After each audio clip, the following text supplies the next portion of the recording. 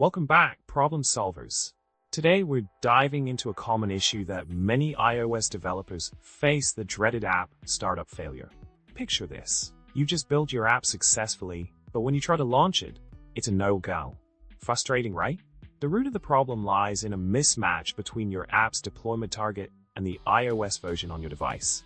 You see, when using C++ 20 features while targeting an older iOS version like 15.0, things can go haywire.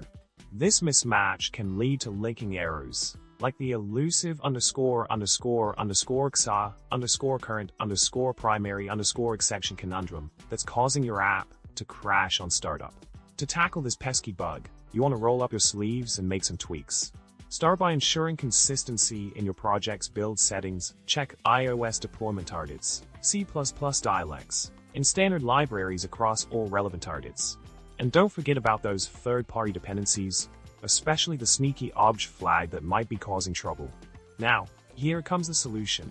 The magic fix that seems to do the trick for many is removing the object flag from the other linker flags. This flag, often added by CocoaPods packages like Google Mobile Ads, can import and use code snippets that wreak havoc on older iOS versions. By waving goodbye to this flag, you might just see your app spring back to life on devices with iOS versions below 18.4.